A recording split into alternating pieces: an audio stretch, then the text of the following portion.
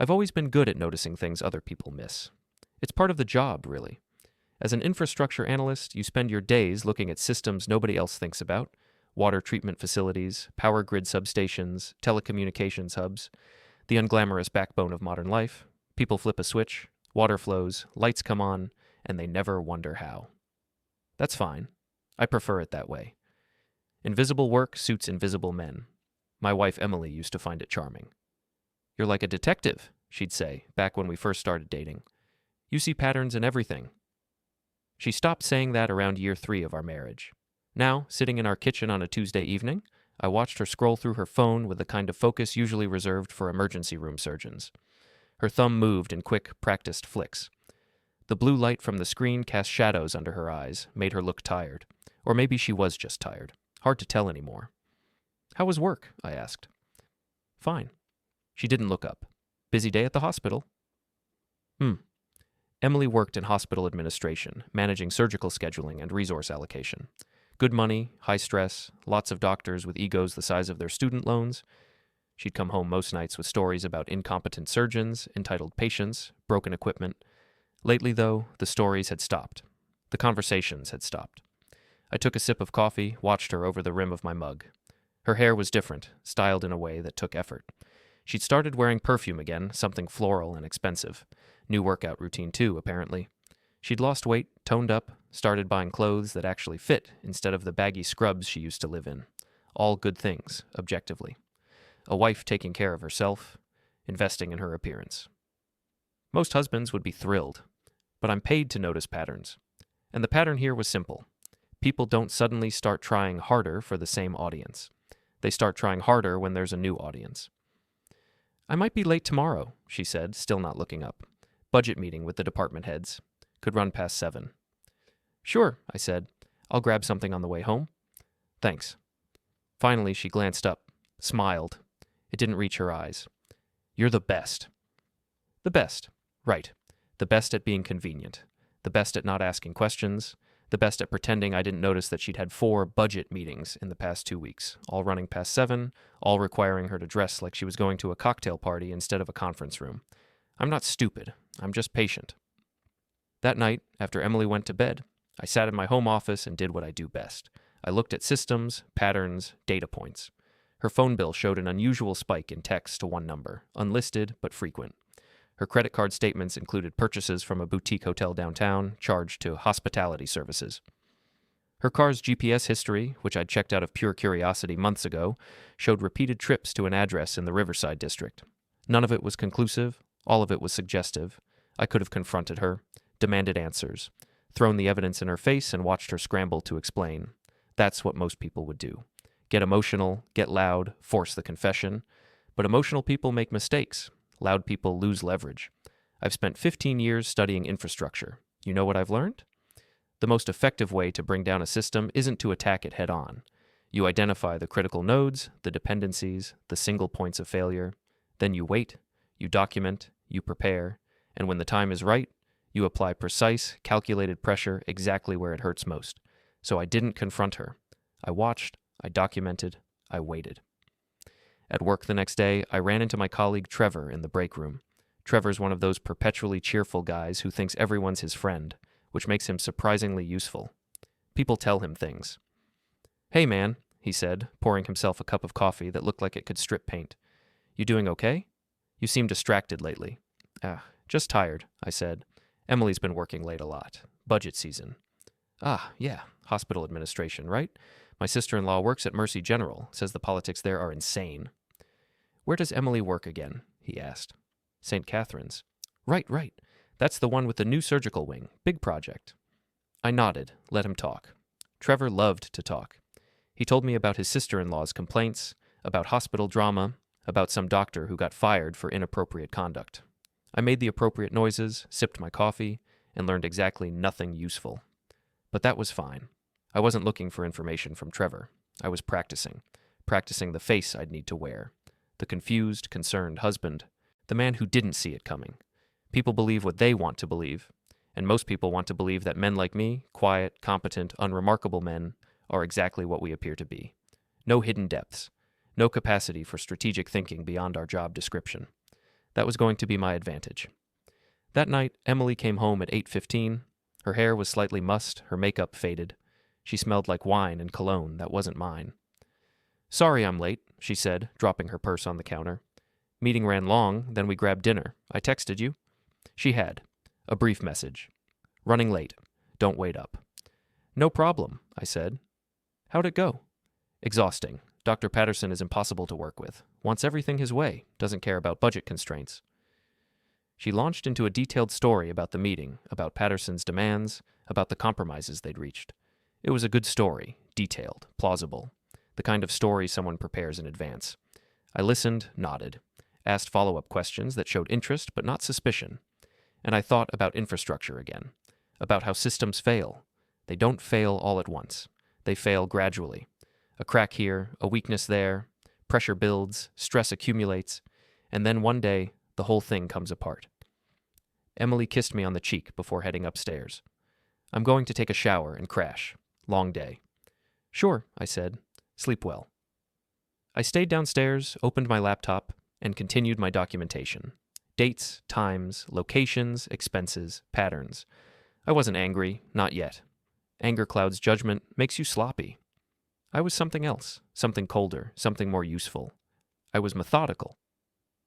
3 weeks passed. The pattern continued. Late nights, new clothes, distant smiles. I played my role perfectly. The oblivious husband. Content in his ignorance, grateful for the scraps of attention she still threw my way. But I was also making preparations. Small ones, legal ones, opening a separate bank account, redirecting my paycheck, securing copies of financial documents, property deeds, insurance policies. Nothing dramatic, nothing she'd notice, just insurance. Because I'd learned something important in my years analyzing infrastructure. The time to prepare for system failure is before the system fails, not after. And this system was about to fail spectacularly. I just didn't know how spectacularly until the night Emily came home and changed everything. That was the first time I realized silence could be weaponized. Emily didn't come home alone on Thursday night. I heard 2 car doors slam in the driveway. Voices, laughter, female voices. I was in the kitchen, finishing a sandwich, when Emily walked in with her friend Jessica trailing behind. Jessica worked with Emily, same department, same politics, same exhausting schedule. They'd been friends for years, though I'd never particularly liked her.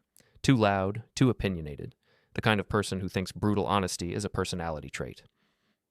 "Hey," Emily said, her voice artificially bright. "Jessica's staying over tonight. We have an early meeting tomorrow and she lives across town." "Sure," I said. "Guest room's made up." Jessica smiled at me, but it was the wrong kind of smile. Pitying, almost. Like she knew something I didn't. Which, of course, she did. They disappeared upstairs with a bottle of wine. I heard the murmur of conversation through the ceiling, occasional laughter. I stayed downstairs, watching television without really watching it, waiting. Around 11, I heard footsteps on the stairs. Just one set. Emily appeared in the living room doorway. "Can we talk?" she asked. Here it was. The moment. The inflection point where the system begins its cascade failure. "Of course," I said, muting the TV. She sat down on the opposite end of the couch, maintaining distance. Her hands were clasped in her lap, knuckles white. She'd been rehearsing this, I realized. Probably upstairs with Jessica, running through the script. "I need to be honest with you," she began. I waited. Silence is underrated in confrontations. People feel compelled to fill it. "I've been unhappy," she continued. "For a while now. I didn't know how to tell you. I didn't want to hurt you." "Okay," I said, keeping my voice neutral. "I've met someone." The words came out fast, like ripping off a bandage. "His name is Blake. He works in medical device sales. We met at a conference 6 months ago, and it just happened?" Blake. Medical device sales. The kind of guy who wears expensive suits and talks about quarterly earnings. The kind of guy who thinks confidence is the same as competence. "I see," I said. Emily looked at me, confused. She'd expected more reaction. Anger, tears, something. "That's it?" she asked. "You're not going to say anything?" "What do you want me to say?" "I don't know. Something. Anything." She was getting frustrated now, which was interesting. People who confess usually want absolution, or at least resistance. Indifference throws them. "Are you leaving?" I asked. "I don't know yet. That's what I need to figure out. But I need space to think, and I need you to understand something." She leaned forward, and her expression changed, hardened. This was the real reason she'd brought Jessica. Backup, a witness. "I'm going to see Blake tomorrow night," she said. "We have plans, and I need you to be okay with that." I raised an eyebrow. "Okay with it?" "Yes, I need this. I need to know if this is real, if it's worth throwing away what we have. One evening, that's all I'm asking. And if you fight me on this, if you make this difficult, I will make the divorce so ugly you won't know what happened. I'll take everything, the house, the savings. I'll claim you were controlling, emotionally distant. I have friends who'll back me up." There it was, the ultimatum, the threat. She'd calculated the angles, assessed her leverage, and decided she held all the cards. She thought I was weak, passive, the kind of man who'd accept humiliation rather than face conflict. I looked at her for a long moment, watched her trying to read my expression, trying to figure out if her gambit had worked. "Fine," I said. She blinked. "What?" "Fine. Go see Blake tomorrow. Take your evening. Figure out what you want." She stared at me, suspicious. "You're serious?" "Completely. You're right. You need space to think. I'm not going to fight you." This wasn't what she'd expected. I could see the confusion in her eyes, the doubt. She'd prepared for a battle, and I'd surrendered before the first shot. "Okay," she said slowly. "Thank you. I know this isn't easy." "It's fine," I interrupted. "Really. We'll talk after you've had time to think." She nodded, stood up, hovered for a moment like she wanted to say something else. Then she went back upstairs. I sat there in the dark living room, listening to the muffled voices above me.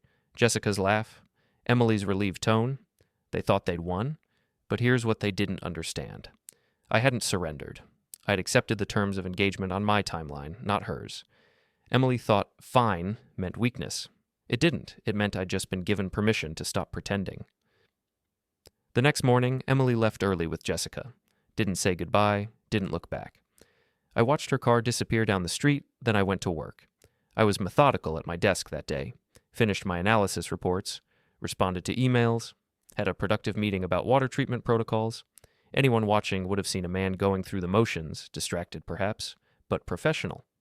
Nobody saw me during my lunch break when I sat in my car and made a series of phone calls. The first was to a lawyer. Not a divorce lawyer, not yet. A colleague had recommended him years ago for estate planning. Matthew Holloway, quiet guy, sharp, specialized in asset protection. "I need to understand my options," I told him, hypothetically. "Hypothetically is my favorite word," he said. "Let's talk." I laid out the situation in broad strokes.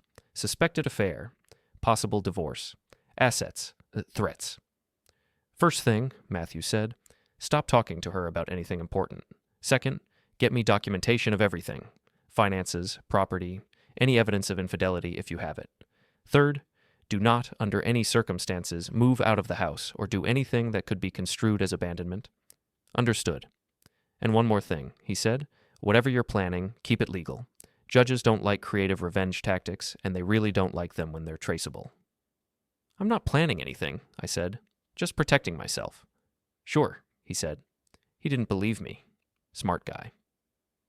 The second call was to an old college friend, Dennis, who'd gone into private investigation. We'd kept in touch sporadically over the years, mostly LinkedIn messages and the occasional beer when he was in town. "I need information," I told him. "About someone." "Someone your wife knows?" he asked. He'd always been perceptive. "Someone she's seeing." "Ah, name?" "Blake, medical device sales. That's all I have right now." "That's enough. Give me a week." The third call was to my bank. Opened a secondary account. Arranged for automatic transfers, small amounts, nothing Emily would notice. Just building a cushion, insurance. By the time I got home that evening, Emily was already gone. Left a note on the counter. "Out with friends. Don't wait up. Friends? Right." I spent the evening organizing. Digital files, backed up to 3 separate locations. Financial statements, printed and stored off-site. A detailed timeline of Emily's movements over the past 6 months, cross-referenced with credit card charges and GPS data. I wasn't doing anything illegal. Everything I had was information I had legal access to. Joint accounts, shared devices, marital property. I was just organizing it, preserving it, making sure it wouldn't disappear if Emily decided to get creative with her threats. Around 10, my phone buzzed. Text from Emily. "Running late. Staying at Jessica's tonight." I stared at the message. She wasn't at Jessica's. She was with Blake, probably at that boutique hotel downtown, the one with the discreet parking and the rooms charged to hospitality services. I typed back, "Okay, see you tomorrow," deleted the message, typed again, "No problem, sleep well," sent it. Put the phone down, went back to my organizing. People confess more when they think you've given up, and Emily thought I'd given up. She thought I was the same guy I'd always been. Quiet, accommodating, grateful for whatever scraps of affection she threw my way. She didn't realize that the guy she married had been paying attention, learning, documenting, preparing. The infrastructure analyst in me understood something Emily didn't. Every system has critical dependencies. Remove the right dependencies, and the entire system collapses.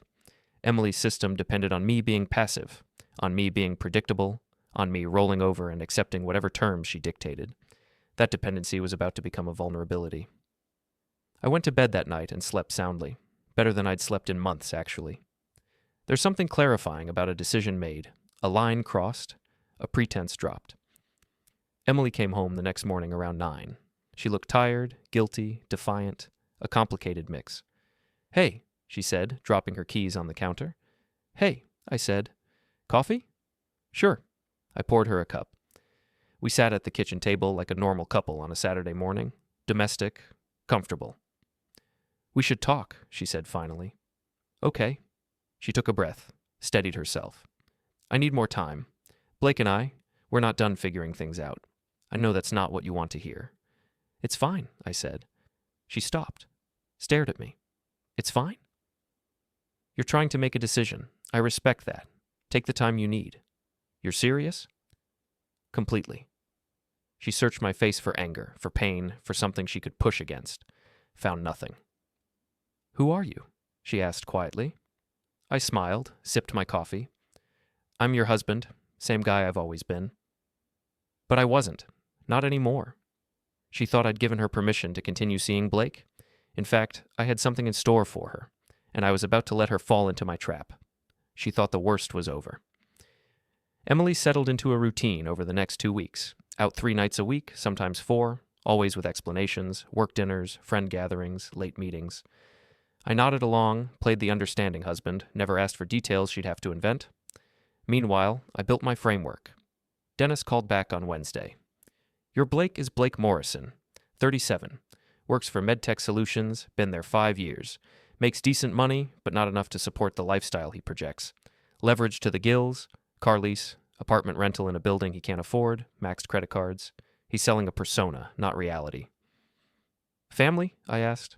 "Divorced 2 years ago. Messy. His ex-wife filed a restraining order that got dropped, but the court documents are public record. Claimed harassment, emotional manipulation, nothing criminal, but definitely a pattern." "Perfect. A man with cracks already showing." "One more thing," Dennis said. "Morrison's company is in trouble. Lost 2 major contracts last quarter. There's talk of layoffs. He's on thin ice." I filed that away. A man on thin ice makes decisions driven by fear, not logic. "Send me everything," I said. Invoices included. Matthew Holloway called the next day. "I've reviewed your financials. If this goes to divorce court, you're in decent shape. The house is joint property, but you've been the primary earner. Savings are protected. Her threat to take everything is mostly posturing." "Good," I said. "However," he continued, "I'd recommend we start separating assets now, quietly. Nothing that screams preparation, but enough to establish independence. Open accounts in your name only, redirect direct deposits, build a paper trail that shows financial responsibility." "Already started," I said. He paused. "You're ahead of me." "Good. Keep documentation of everything. Every conversation, every expenditure, every movement. If she forces this to court, we want to be the calm, reasonable party." That was always the plan. At work, I maintained normalcy. Infrastructure analysis, project reports, budget meetings. Trevor still chatted me up in the break room, still complained about his own life, still had no idea anything in mine had changed. "You seem better," he said one afternoon. "Less stressed." "Emily and I worked things out," I lied. "Communication is better now." "That's great, man. Happy for you." I smiled. Let him believe it. At home, I continued my excavation. Emily's laptop, which she rarely password protected, contained a trail of breadcrumbs. Email exchanges with Blake, mostly benign but revealing timing and coordination. Calendar entries disguised as work meetings. browser history showing restaurant reservations, hotel searches, shopping for clothes she never wore around me. None of it was damning in isolation. All of it was damning in aggregate. I also started attending her patterns. Every Tuesday and Thursday, she claimed late work meetings, but St. Catherine's hospital scheduling system, which I could access through a publicly available portal, showed no department meetings on those days. Fridays, she often mentioned dinner with Jessica, but Jessica's social media, public profile, surprisingly indiscreet, showed her spending most Friday nights with her boyfriend at his place across town. Small lies, lazy lies, the kind of lies people tell when they think their audience is stupid or apathetic. I was neither. On a Saturday morning, Emily announced she was going shopping with friends. "I'll be gone most of the day," she said. "Need to pick up some things." "No problem," I said. "I've got errands anyway." She left around 10. I waited 15 minutes, then I left too. I didn't follow her. That's what amateurs do, and they always get caught. Instead, I went to places I knew, places that fit patterns. First stop, the boutique hotel downtown. I parked across the street far enough away to avoid notice, waited, watched. Sure enough, around 11, Emily's car pulled into the underground garage. 15 minutes later, a silver BMW. Blake's car, according to Dennis's research, followed. I took 3 photos. License plate, timestamp, location. Then I left. I wasn't there to confront them. I was there to document. Oh, second stop, MedTech Solutions office building. Modern glass tower, corporate logos, everything screaming mid-tier success trying to look top-tier. I walked into the lobby like I belonged. Business casual attire, confident stride. People rarely question confidence. The building directory listed MedTech on the 7th floor. I took the elevator up, walked through the hallway. Glass walls showed open-plan offices, half-empty cubicles, a company struggling. I snapped a photo of the MedTech sign, left. Nobody stopped me. Third stop, Blake's apartment building. Riverside District, modern construction, rent probably $3,000 a month minimum. I didn't go inside, just observed. Nice building, expensive building. The kind of building a man with maxed credit cards and a shaky job probably shouldn't be living in. Dennis was right. Blake was projecting success, not living it. That night, Emily came home around 7, shopping bags in hand. New clothes, expensive brands. "Successful trip?" I asked. "Very." She smiled. Genuine happiness, probably the first I'd seen in months. Blake made her happy. Good for her. Didn't matter. Happiness is a feeling, not a strategy. Over the next week, I assembled my levers. Not weapons, levers. Weapons destroy indiscriminately. Levers provide controlled force at precise points. Lever 1, Blake's employment. His company was unstable, his position precarious. He needed credibility, needed to project success to keep his job and his clients. Any hint of instability, any scandal, any question of judgment, that's leverage. Lever 2, Emily's reputation. She worked in hospital administration, a world built on relationships and trust. Hospitals don't tolerate drama, especially not scandals involving affairs. It creates liability, raises questions about judgment. She could survive an affair if it stayed private. But public? That's different. Lever 3, social circle. Emily's friends, her professional network, the people she'd built her identity around, they all valued a certain image. Sophistication, control, success. Reckless behavior doesn't fit that image. Lever 4, legal positioning. Matthew was already building the foundation. Financial independence, documentation, a narrative of the reasonable, betrayed spouse trying to hold things together. I wasn't going to attack Emily directly. I was going to create conditions where her own choices collapsed her world. On Thursday night, Emily came home early. 8 o'clock. She found me in my office, reviewing reports. "We need to talk," she said. I looked up. She was nervous, hands fidgeting. Not guilty nervous, excited nervous. "Sure," I said. She sat down, took a breath. "I think I want a divorce."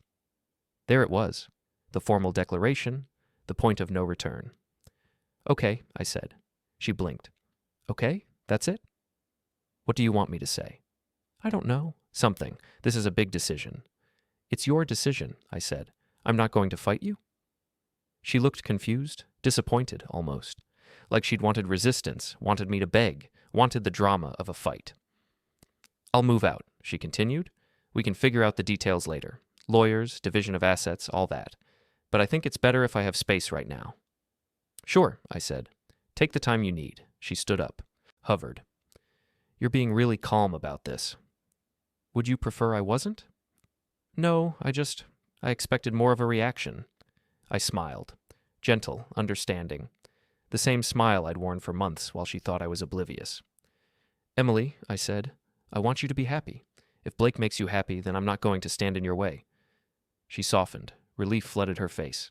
Thank you, really. You're being so mature about this. Mature. Right. She left my office. I heard her on the phone upstairs, voice excited, probably calling Blake, probably telling him I'd rolled over, been reasonable, made everything easy. I went back to my reports. People confess more when they think you've given up, and people make mistakes when they think they've already won. Emily thought she'd navigated the hard part, delivered the ultimatum, got the compliance, secured her exit. What she didn't realize was that she'd just activated every lever I'd spent weeks building. I opened a new document on my computer, titled it Timeline, started writing dates, events, locations, cross-references. The plan was simple. Let Emily and Blake think they'd won. Let them get comfortable, careless. Let them build a life that depended on maintaining certain appearances. And then, methodically, start removing the supports. Not all at once. That's too obvious. Little things, subtle things, the kind of things that accumulate until the structure can't hold. I thought about infrastructure again, about controlled demolitions, about how the best demolitions look like accidents. That's what this would be. An accident. A series of unfortunate events that just happened to compound at exactly the wrong time. I finished my timeline, saved it, encrypted it, backed it up. Then I went downstairs and made dinner. Emily came down around 9. What are you making? Pasta. Want some? Sure. We ate together, quiet, comfortable, like nothing had changed. She thought this was the ending, the moment where she walked away clean. She was wrong. This was the beginning. Fear does more than pain ever could. Emily moved out the following weekend. Not far, just to an apartment in the Riverside district about 20 minutes away. Blake's building, I noted. Convenient. She packed her clothes, her toiletries, some books, left most of the furniture, most of the shared possessions. We'll sort it out later, she said. I just need space right now. Take what you need, I said, helping carry boxes to her car. It was remarkably civil, painfully civil. The kind of civility that makes neighbors think you're the most mature divorcing couple they've ever seen. I waved as she drove away, stood in the driveway until her car disappeared. Then I went inside and started phase 1. The first strike wasn't against Emily or Blake directly. It was against the foundation they'd built their comfortable narrative on. The idea that this was a clean break, a mutual decision, a mature separation. That narrative only works if it stays private. I didn't do anything obvious. I didn't post on social media, didn't spread gossip, didn't send angry emails. Instead, I did something simpler. I stopped maintaining the fiction. When Trevor asked about Emily at work, I didn't lie. She moved out, I said. Decided she needed space. Been seeing someone else. Trevor's face went through several expressions in quick succession. Shock, sympathy, awkwardness. Man, I'm so sorry. That's brutal. It is what it is, I said. Just trying to move forward. Trevor, being Trevor, told his wife. His wife told her book club. Book club told their respective social circles. Within 3 days, the story had spread through several networks with the speed and inevitability of a virus. I didn't add editorializing. Didn't make Emily the villain. Just stated facts. She'd met someone, decided to leave, moved out. The beauty of facts is that people fill in their own interpretations. And most people, when hearing about an affair, don't sympathize with the person who left. At the gym, a casual acquaintance I hadn't spoken to in months approached me. Hey man, heard about you and Emily? That's rough. Yeah, I said. Life throws curveballs. If you need anything, let me know. My brother went through something similar. Happy to connect you with his lawyer if you need a reference. Thanks. I appreciate it. Word spreads in communities. Small cities are really just collections of overlapping social circles. Emily worked at St. Catherine's Hospital. I didn't work there, but I knew people who knew people. And people talk. I didn't initiate any of those conversations. I just stopped preventing them. Meanwhile, I kept tabs on Emily through passive observation. Social media, her posts were carefully curated, showing her at brunch with friends, at the gym, living her best life. No mention of Blake, no couple photos. She was maintaining the separation between her private choices and public image. Smart under normal circumstances. But circumstances weren't normal anymore. Blake, on the other hand, was less careful. His social media showed him at upscale restaurants, posting photos of expensive watches, luxury cars, the projection of success. He tagged locations, checked in at bars, shared moments. On Tuesday evening, Blake posted a photo from a rooftop restaurant downtown. Sunset view, craft cocktails, the caption, "Living my best life." The photo showed him with Emily. She was in the background, slightly blurred, but identifiable if you knew her. I saved the photo, noted the timestamp, added it to my growing documentation. Wednesday morning, I got a call from Matthew. "Your wife's lawyer reached out," he said. "Preliminary divorce papers. Standard stuff. Division of assets. No fault filing. She's not asking for alimony, which is interesting. Suggests she wants a quick, clean split." "What's our response?" I asked. "We'll file our own paperwork. Mirror most of her requests, but we'll contest the property division timeline. Nothing aggressive, just thorough. Buy ourselves time to make sure everything's accounted for properly."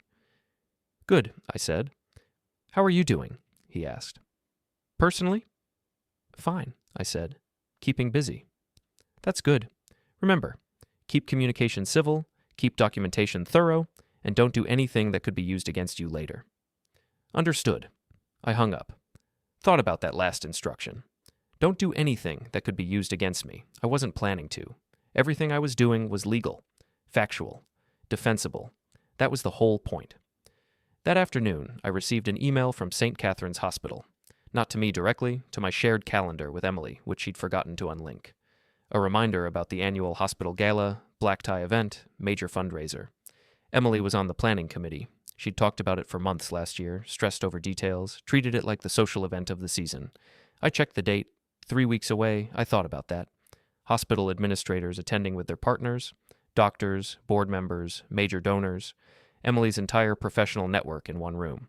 Blake would be her date, obviously. She'd want to make a statement, show everyone she'd moved on, demonstrate her confidence. But here's the thing about hospital galas. They're conservative events. Professional, image conscious. Affairs are tolerated if they're discreet, but bringing your affair partner to a professional event while your divorce is still pending? That's not discreet. I didn't have to do anything. I just had to let Emily make her own choices. Still, I planted a small seed. I called St. Catherine's main line, asked for the hospital administration office, got transferred to Emily's department. A young woman answered. Administrative assistant, sounded new. "Hi," I said. "This is regarding the gala. I need to confirm my RSVP." "Sure. What's the name?" "Emily Thornton's guest. I believe I'm listed as +1. Pause. Keyboard clicking. "I don't see a +1 listed for Emily Thornton."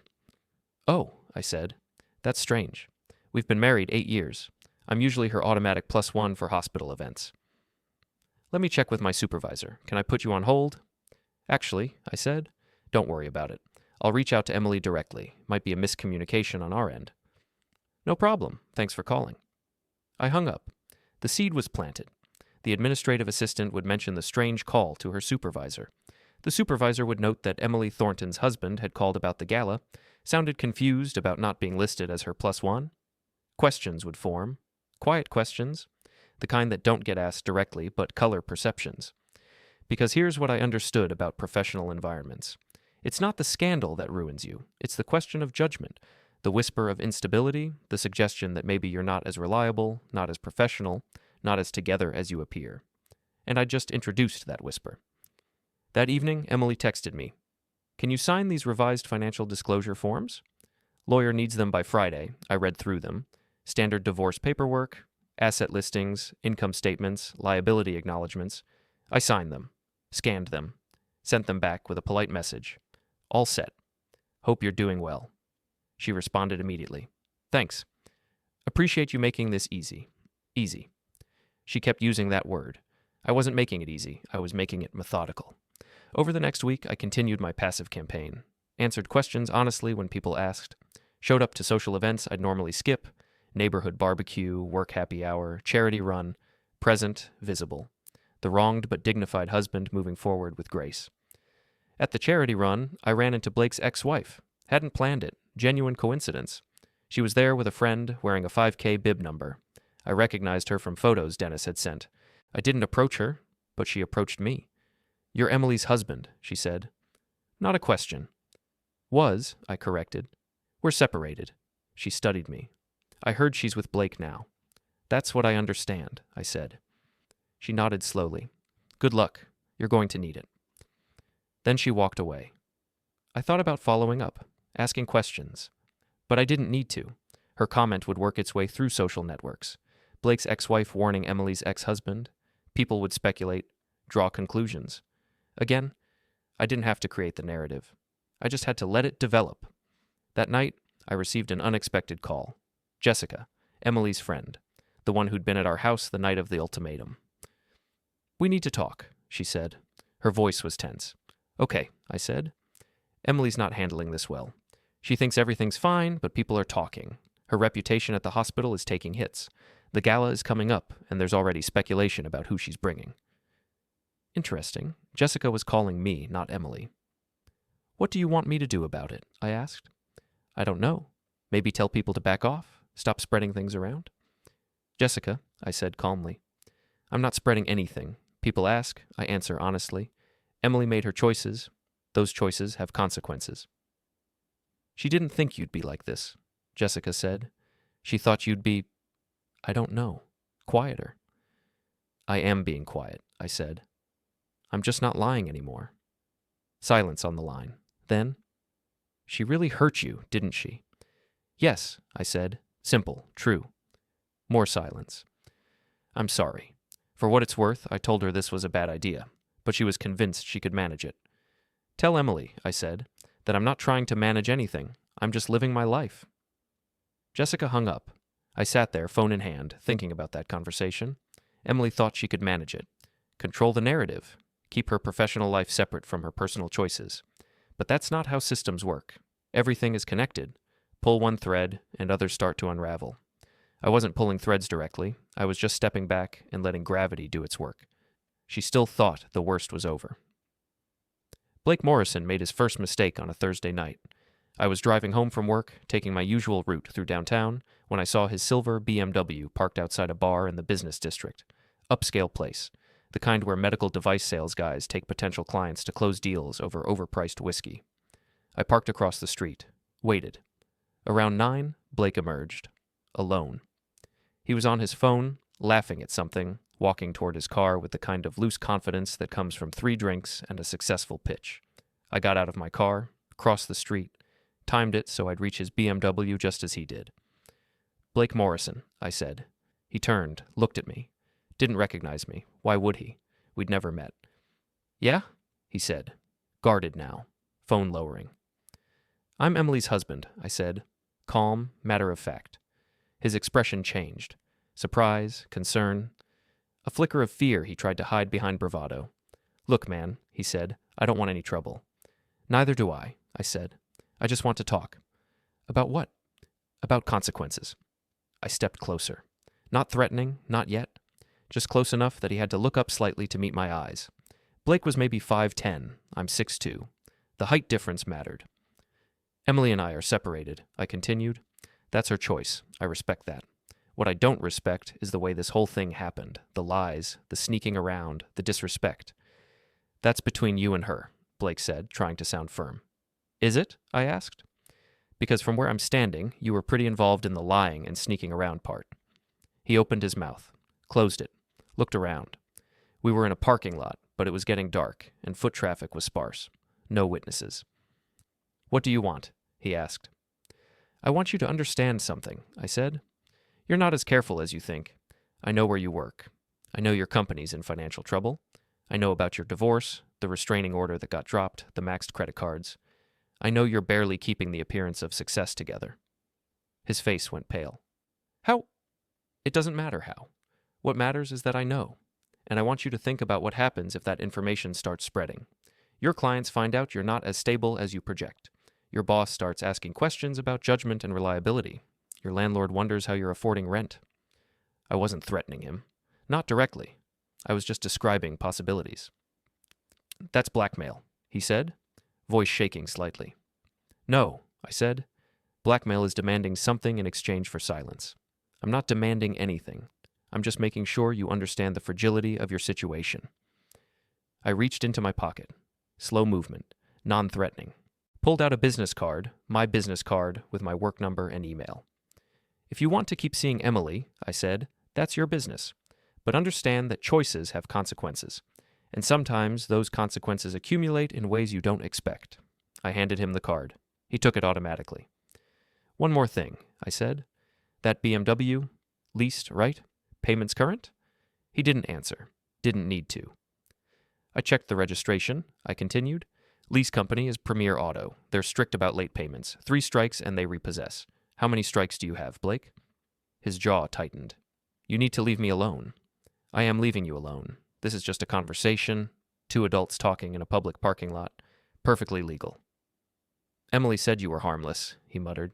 She said you just accept everything and move on. I smiled. Cold.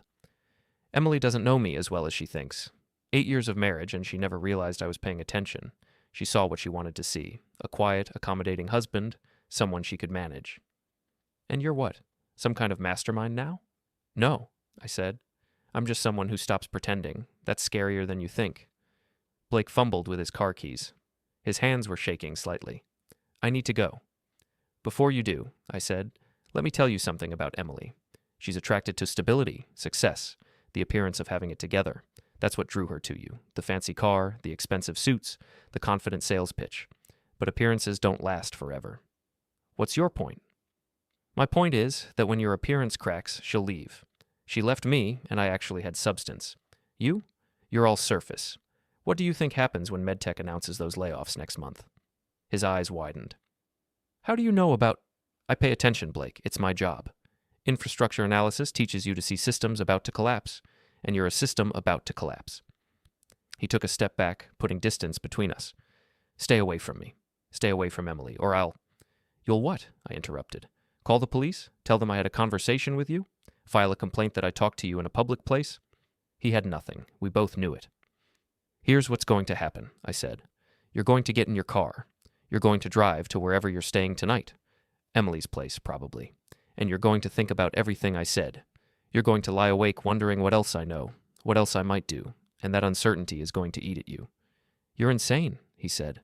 No, I'm methodical. There's a difference. I stepped back. Have a good night, Blake. Drive safe. Those lease payments are expensive. I walked back to my car, got in, drove home, didn't look back, but I watched in my rearview mirror as Blake stood there for a full minute, frozen, before finally getting into his BMW. That conversation had done several things. First, it put Blake on edge, made him paranoid. Second, it established that I knew details about his life he'd assumed were private. Third, it introduced uncertainty.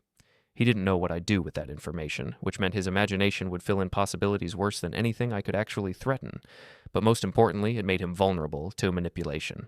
A scared man makes bad decisions, and bad decisions from Blake would inevitably impact Emily. 2 days later, Emily called me, first time we'd spoken since she moved out. What did you do? She demanded, angry, defensive. Hello to you too, I said.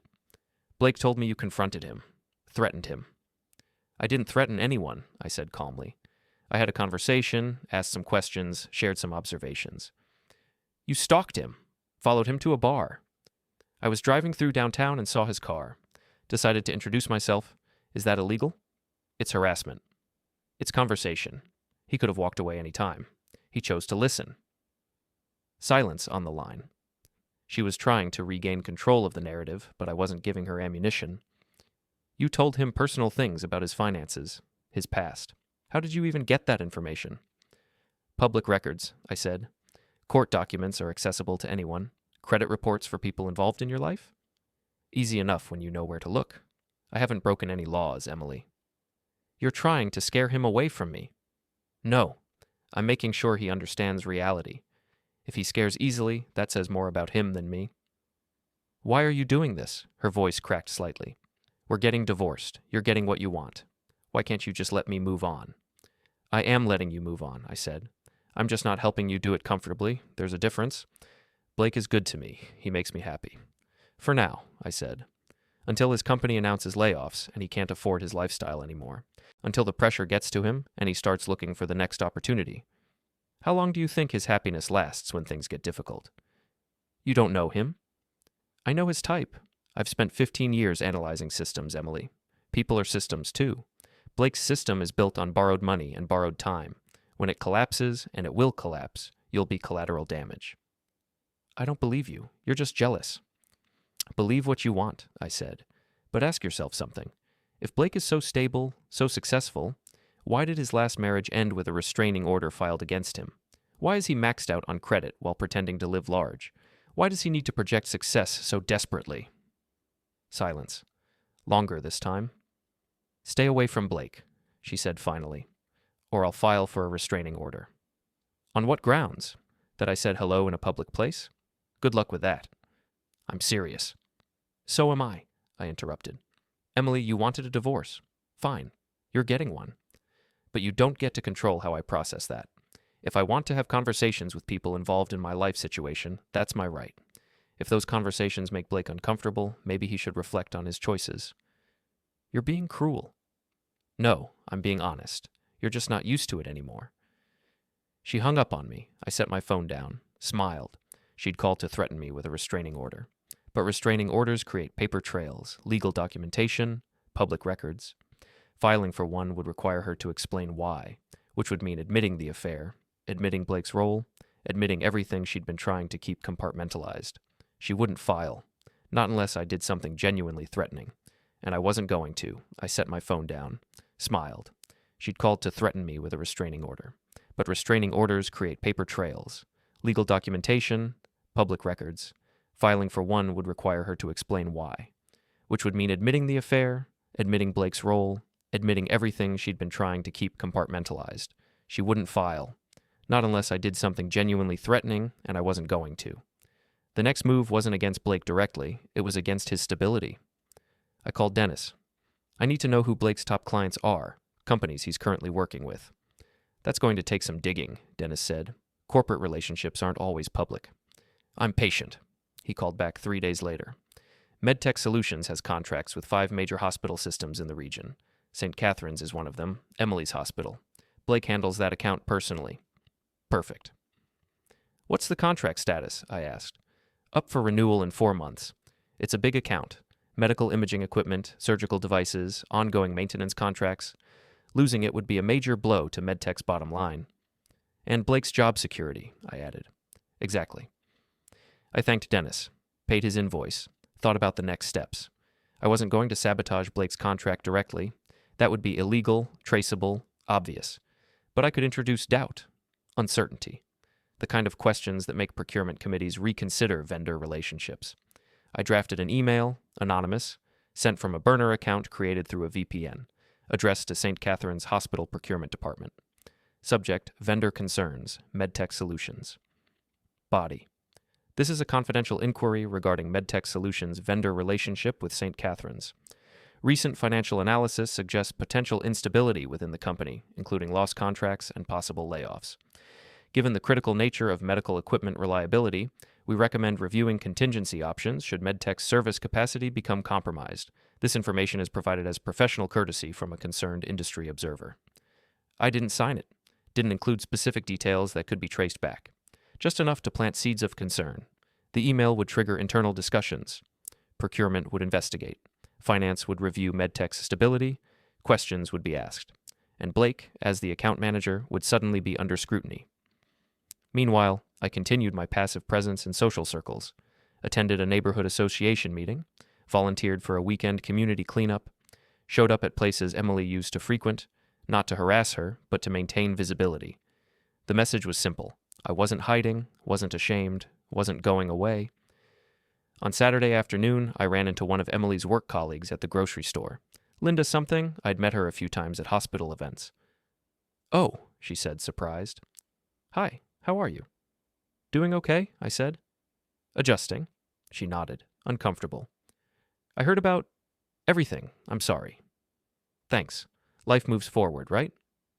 Are you still planning to come to the gala? She asked, then caught herself.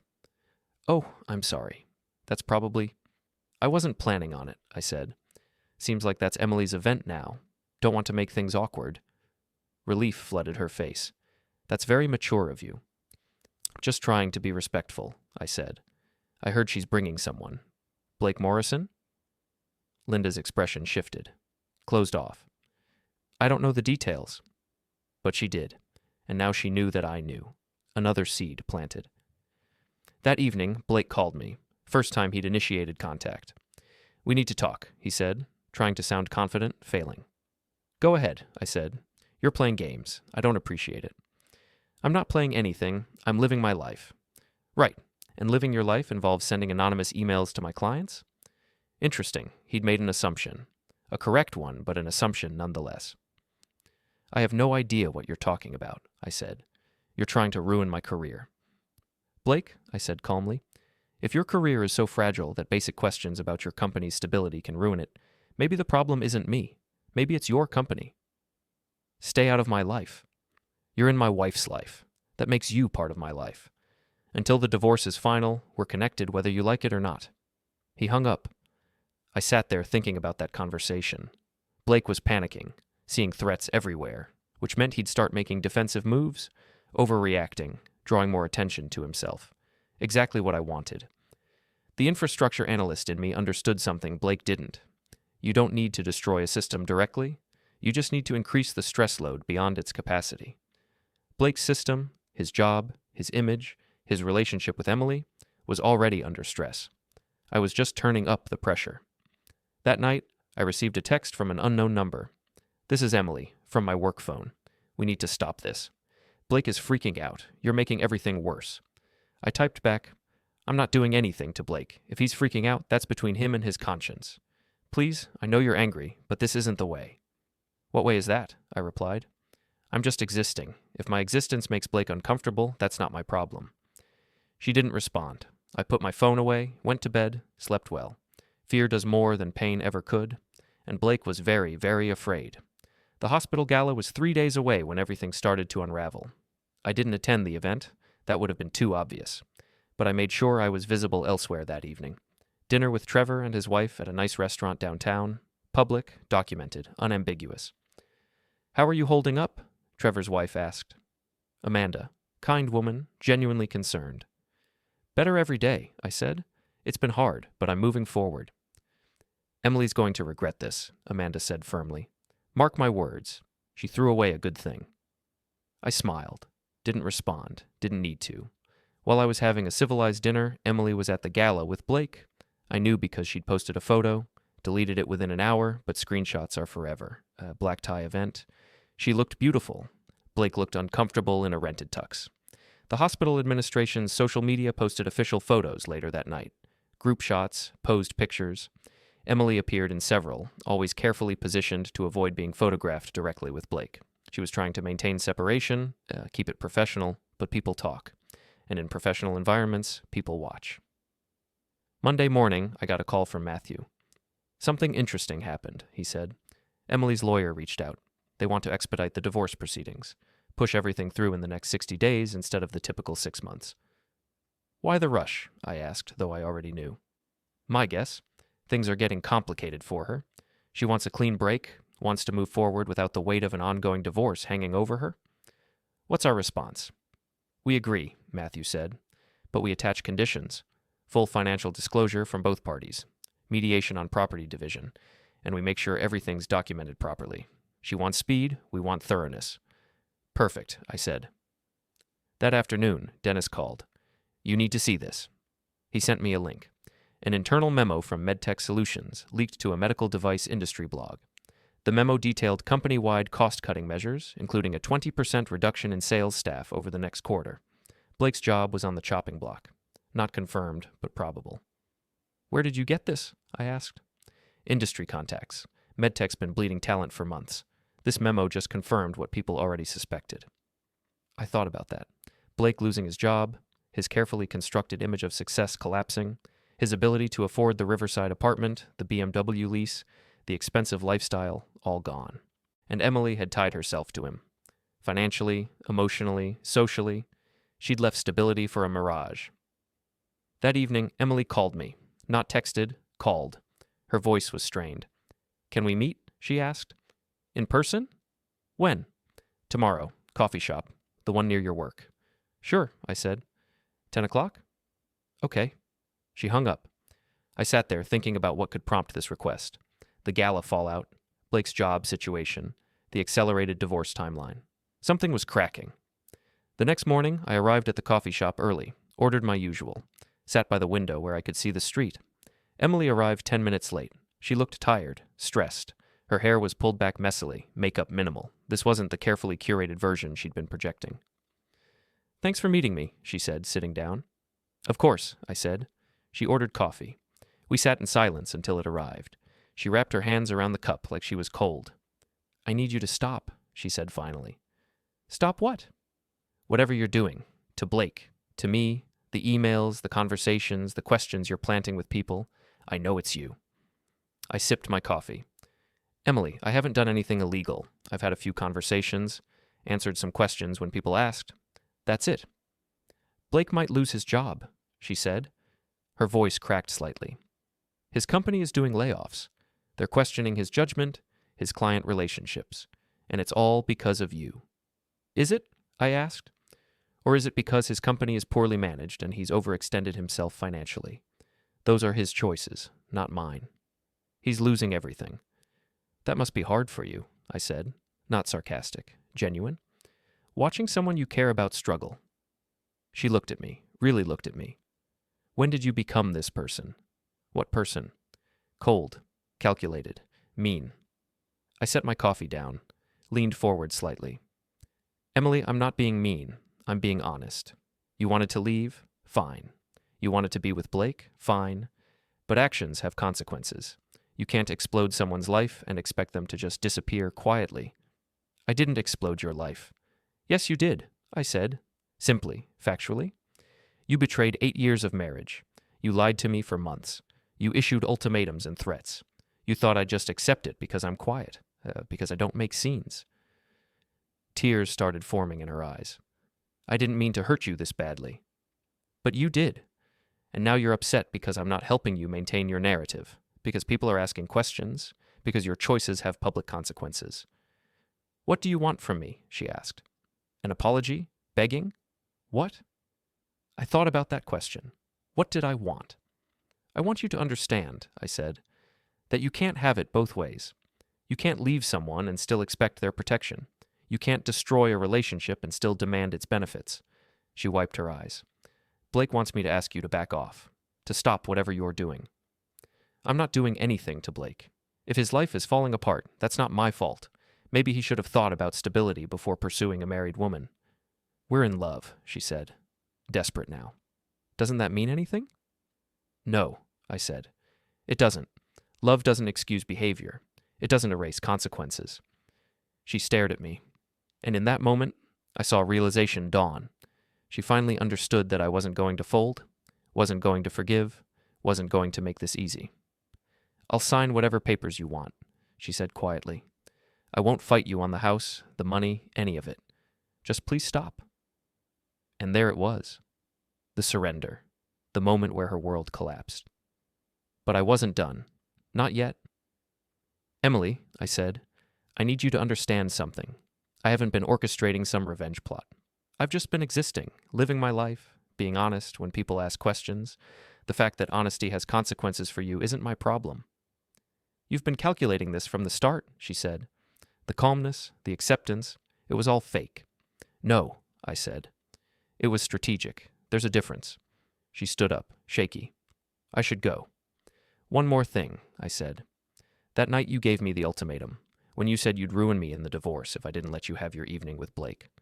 She froze. "That was the moment you lost," I said, "because you assumed I'd be afraid. You assumed I'd be weak. And you weaponized the one thing I'd given you freely. Trust." She left without another word. I finished my coffee. Thought about infrastructure again, about how collapses happen. They start with small cracks, stress points, weak foundations, and then one day the weight becomes too much. Emily's foundation had been built on lies, Blake's on borrowed success. Neither was sustainable, and I'd simply removed the supports that kept them from noticing. That evening, I got an email from Matthew. Emily's lawyer agreed to all our terms: expedited divorce, property settlement in your favor, no alimony. She's folding completely. I wrote back, "Proceed." Blake called me 2 days later, last time we'd talk. "You win," he said, defeated. "Emily and I are done. She's moving back to her own place. I'm probably going to lose my job. You got what you wanted."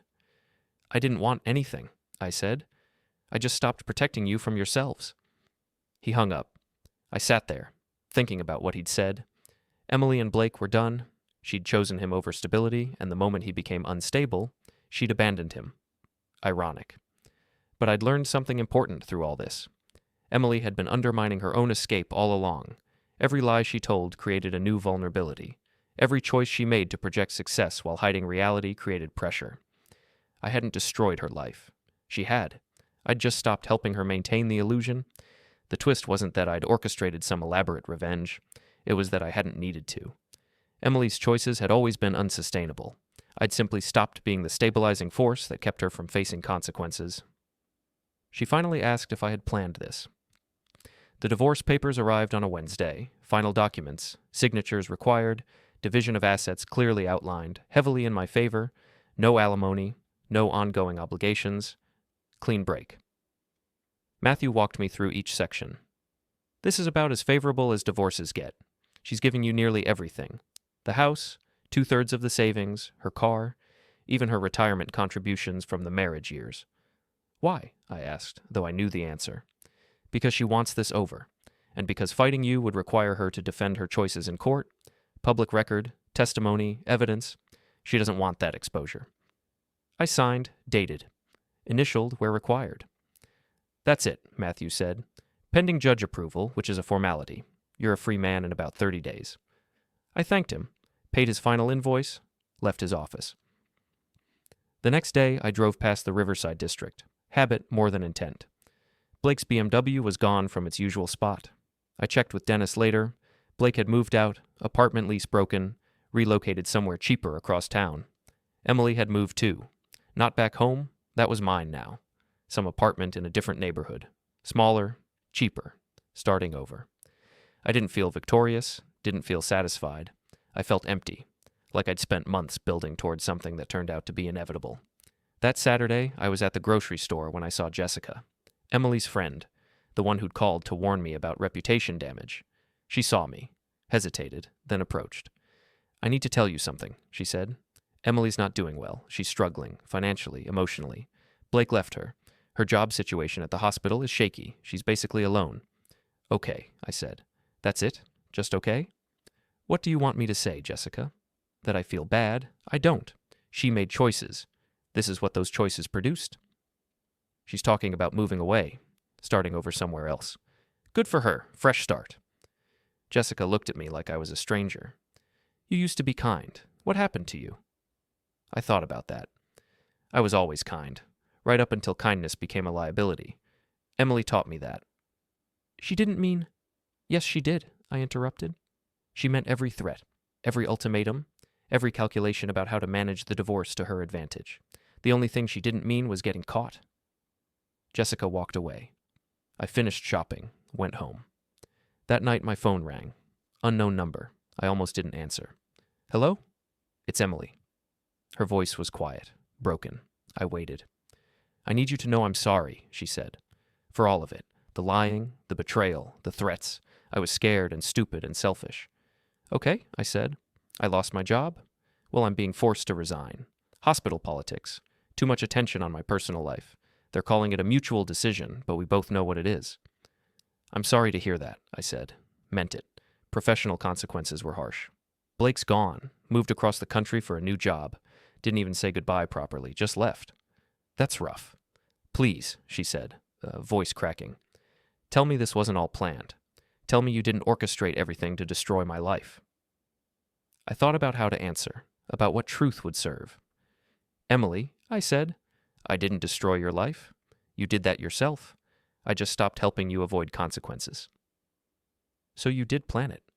No, I planned to survive, to protect myself legally and financially. What happened to you wasn't my revenge. It was your own choices catching up. Silence on the line. Then, I don't believe you. That's your right. What now? She asked. You win. I lose. Everything's gone. What's next? Next, I said, you rebuild. You start over. You learn from this. And you? I do the same. Can I ask you something? She said. Did you ever actually love me? I thought about that, about the years before the betrayal, the good times, the moments of genuine connection. Yes, I said. I did.